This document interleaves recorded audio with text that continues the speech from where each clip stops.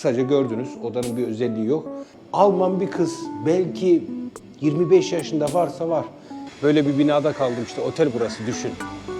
Adamlar tren raylarını nereye yapmış baksanıza, sahile. Burada zaten yolda yürüme gibi bir şansın yok. İşte ben Colombo 4'e gidiyorum. Eğlencesi, yemesi, içmesi, oturması, kalkması, bunlara 2 litre mazot hediye ediyorlarmış. Sıkıntılar var yani, bu ülkede ciddi anlamda sıkıntılar var. Zaten bu ülkede yıllarca burada Wi-Fi yok diyor, telefon kullanabilirsin diyor, aşk yapamazsın diyor.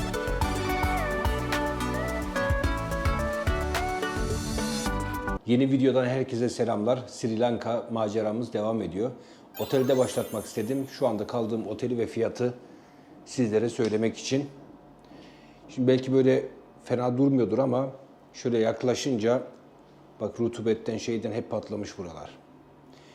Yani burayı niye gösteriyorum? Şu anda oteller hakkında ve fiyatlar konusunda da Sri Lanka'da size bilgiler vermeye çalışacağım.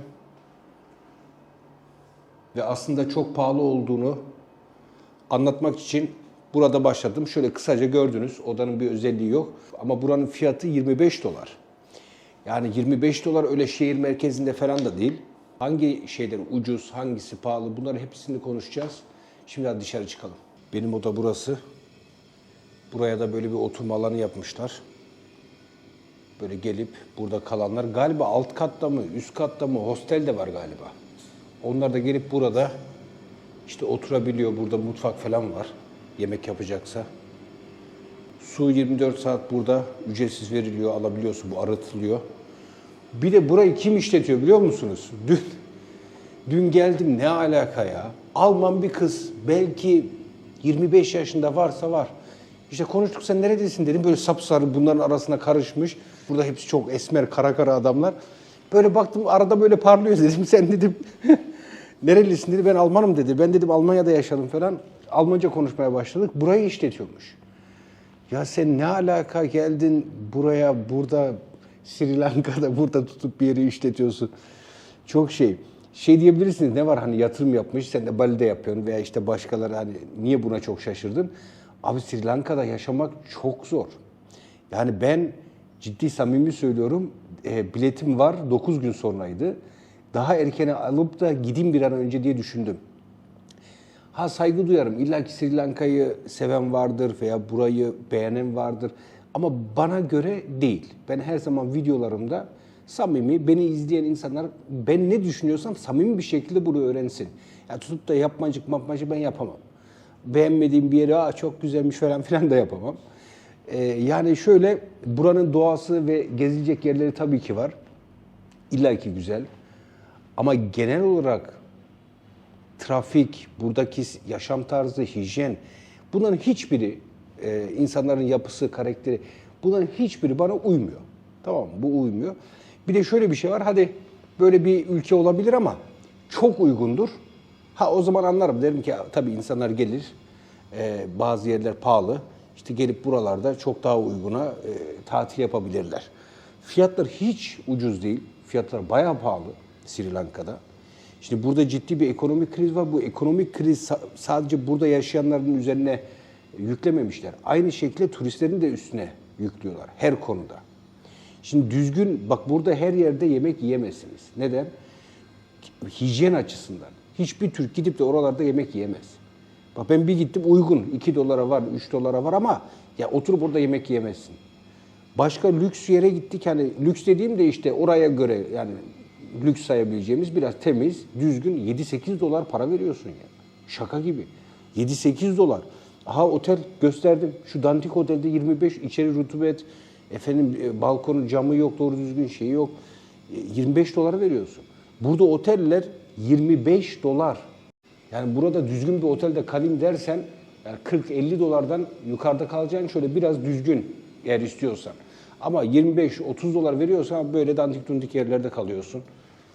Daha önce de, dün de bir otele gittim. Ödediğim halde kalmadım. Rutubet kokuyor, içerisi pis. Bu ne dedim ya? Ondan sonra başka bir otele baktım orada yakında. Dedim orada tutayım. Orada çok, o da 25 dolar. Otelde kalınmaz. O derece yani. Şu an asansöre bindim ya. Acayip böyle bir rutubet kokusu var ya buralarda.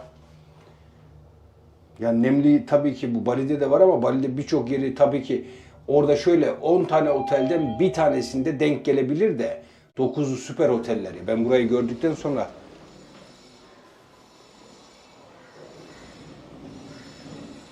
burası resepsiyon.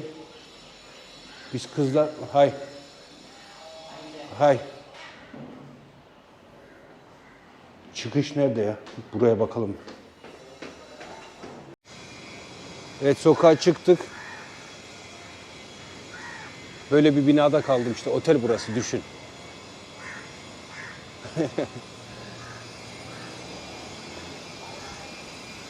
Şöyle yürüyelim biraz. Adamlar tren raylarını nereye yapmış? Baksanıza, sahile. Yani ilk defa sahil şeridinde böyle tren rayları gördüm. Lan güzelim yerleri buralara adam restoran yapacağına, yok ne bileyim ne yapacağına, otel yapacağına veya farklı bir şeyler yapacağına sen tut burayı rayları döşe. Vay arkadaş. Hint okyanusunu da görmedik demeyiz. Burası da çok dalgalı. Öyle sakin deniz fazla yok.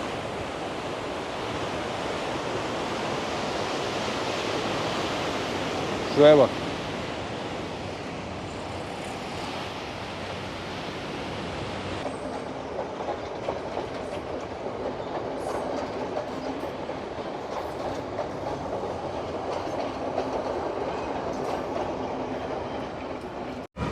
Atladık yine tuk-tuka.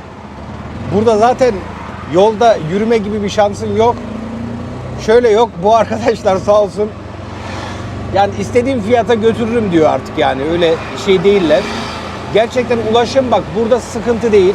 Ulaşım çok uygun. Tamam, ver 1-2 dolar istediğin yere götürüyor seni. Hiç önemli değil. Bütün gün gezdirmeli desen yine 10-15 dolar para veriyorsun yani. Öyle söyleyeyim. Yani burada ulaşım, trenler olsun, otobüsler olsun çok uygun. Vereceğiniz para 1 dolar, 2 dolar, 50 sent böyle paralar. Şimdi bir para bozacağım. Böyle exchange bir yer bulduk. Burada birçok yerde var ama kurlar ya bildiğin dansöz.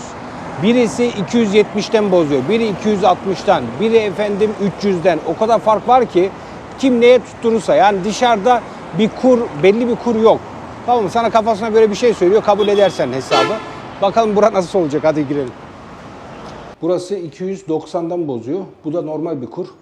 Dün bir yere gittim 260 demişti. Yani nereden baksan bir 5-10 dolar aşağısına bozuyor. Hatta 10 dolardan fazla. Burası ama düzgün. Evet, şimdi bozalım, devam edelim. Evet, benim tuk-tukçu şimdi buraya getirdi. Burası çarşı tarafı. Çok ilginç bir şey öğrendim tuk-tukçudan. Şimdi Bali'de nasıl, Bali'de Seminyak, Kuta, işte Canggu, Ubud bölgeler var ya. Burada da numara olarak söylüyorlar. Şöyle söylüyorlar. Mesela burası şu anda Colombo 4 olarak geçiyor.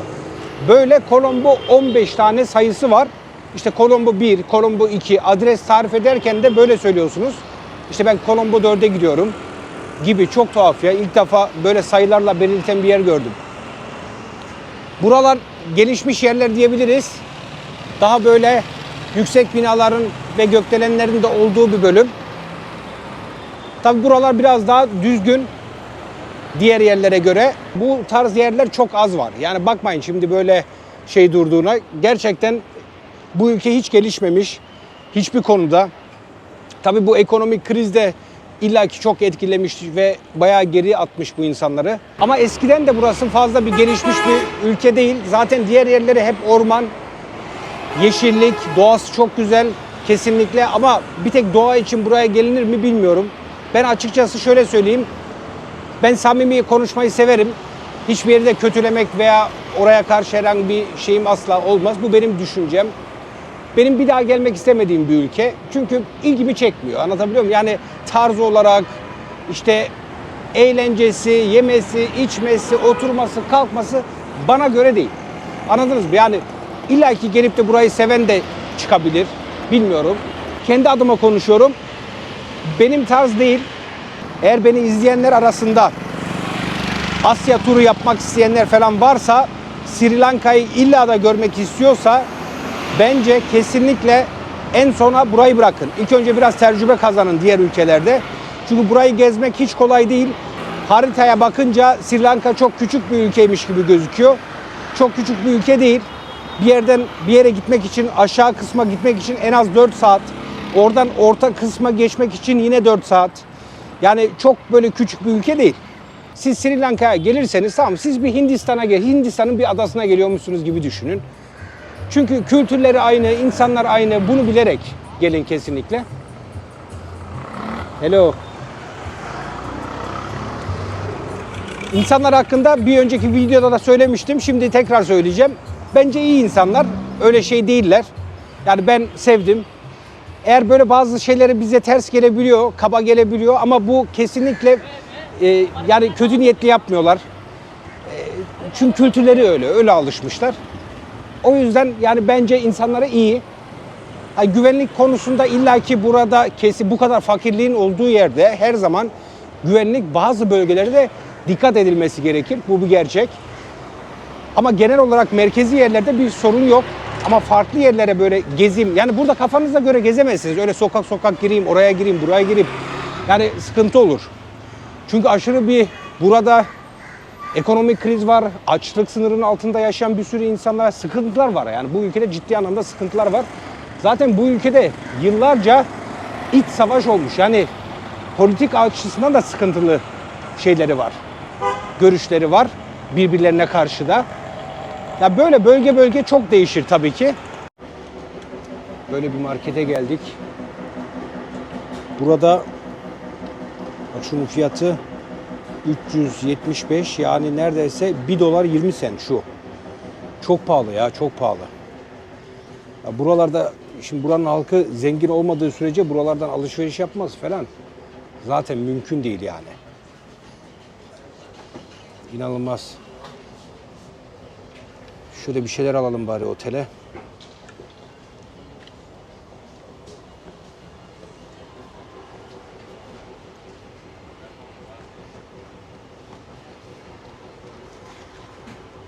Çikolata iyidir.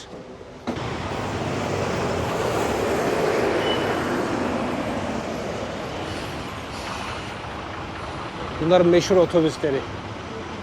Ama içeride yani bu sıcakta o terin içerisinde insanlarla birlikte böyle biraz zor olabilir.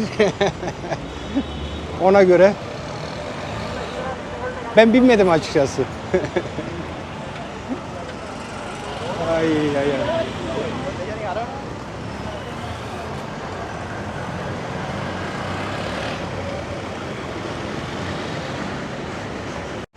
Evet be, benim araba burada, baksanıza. Ve bu çok önemli. Şunu da gösterelim hemen. Burada Wi-Fi yok diyor. Telefon kullanabilirsin diyor. Aşk yapamazsın diyor. Alkol içemezsin, ot içemezsin, sigara da içme diyor ama VIP. Okey. Adam da... Okey. Gelelim buradaki fiyatlar hakkında. Şimdi burada Adem Tepesi diye bir yer var, tamam mı? Orası giriş bileti kişi başı 35 dolar. Bütün Alman YouTuber'lar ve şeyde hiç kimse gitmiyor. Çünkü parasından değil. Bak, Alman'ın, Avrupalı'nın parası olur ama bir şeyi fazla buluyorsa, bir yer yani bir miktar fazla buluyorsa, mantıklı gelmiyorsa oraya vermez. Oraya da protesto yapmışlar. Hiç kimse gidip oradan bilet alıp da oraya çıkmak istemiyor. Çünkü 35 dolar. Yani düşünsene, iki kişi şey yapıyorsun ve orası bir dağ. Sadece dağa tırmanmak için 35 dolar alıyorlar. İki kişi 70 dolar para veriyorsun. Yani çok pahalı. Ya buranın turizmi ben çok daha uygun zannediyordum ama asla uygun değil.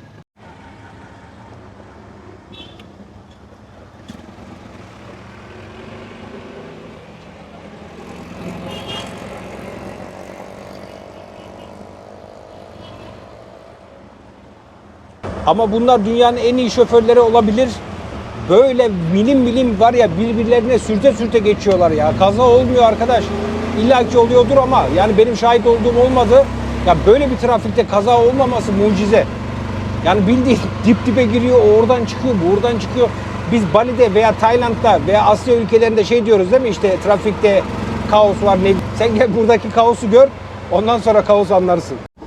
Aklıma gelmişken söyleyeyim, şimdi Sri Lanka'da okuma yazma oranı çok yüksek. %93. Yani bu böyle fakir bir ülke için kesinlikle çok ama çok yüksek. Burada okuma yazma, insanlar zeki şey yapmak istiyor ama ellerinde imkanlar hiç ama hiç yok. Yani burada Sri Lanka'nın dışına gidip başka ülkelerde, mesela ben Malezya'dan gelirken orada 10 tane Sri Lanka'yı deport ediyorlardı. Oraya kaçak gidip çalışıyorlarmış. Mecburiyetten, çünkü işte burada hani bir iş bulamayınca veya burada bir iş yapamayınca böyle yurt dışında çalışıyorlar. Buradakiler de işte genelde işte tuk işte ne bileyim hani böyle ufak tefek şeylerle uğraşıyorlar veya Hindistan'la ticaret bazı şeylerde yapıyorlar. Otellere bakıyorum, fiyatlara çok pahalı. 30 dolar, 25 dolar oteller. O da normal benim kaldığım otel gibi bir otelden bahsediyoruz. Doğru düzgün camı yok, içeri biraz rutubet kokuyor, pek iyi değil. Yani böyle otellerden bahsediyorum. Eğer düzgün orta bir otel istiyorsan en az 50-60 dolar vereceksin yani bu derece. Ama öyle 15-20 dolar, 25 dolara düzgün bir yerde kalayım. Onu Sri Lanka'da unutun. Tamam mı? Onu size söyleyeyim. Evet, tuk-tukçu beni bıraktı. Şimdi otele geldim. Ama anahtarı bulamadım. Şimdi yetkililere söyledim, bakalım açacaklar. Nereye koydum, çıkarken aldım mı? Aşağıdan mı bıraktı? Bir yere... Gerçi şurada oturdum ama... Masaya mı bıraktım ben acaba? Burada da yok. Burada da başkaları oturuyor. Kızlara da sordum. Orada oturdum çünkü bir ara. Anahtar burada gördünüz mü diye, görmedik dedi. Açacaklar kapıyı. Şimdi yarın ben tutturucuyla anlaştım. Sabah saat 10'da gelecek. Yeni bir bölgeye geçeceğim. Orası da tabii ki doğasıyla çok güzel. Kendi bölgesi. Sri Lanka'da yaklaşık 3,5 saat bir yolculuk olacak. Otobüs veya trenle yolculuk olacak. Yarın gittikten sonra bakalım nasıl bir macera bizi bekliyor. Şimdi bu kadar. Başkent yeter. Zaten her taraf beton, kaos. Bir iç taraflara geçelim, bakalım oralar nasıl. Evet, odama geldim. Bugün biraz dinlenelim ve daha sonra benim bu odayı değiştirecek. Aslında ben balkonlu falan daha güzel bir yer tuttum. Aynı bu otelin içerisinde. Orası da müsait değildi. İşte özür dilediler. Hatta bir gün daha fazla kaldı dediler. Tamam dedik biz de. İşte yarın oraya geçeceğim. Ama ilk olarak bu yeni şehire gidip belki orada 1 veya 2 gün kalacağım. Bakalım Sri Lanka'da kendi bölgesi bize nasıl gelecek? O zaman bir sonraki videolarda yine görüşmek üzere. Hepinize selamlar, sevgiler.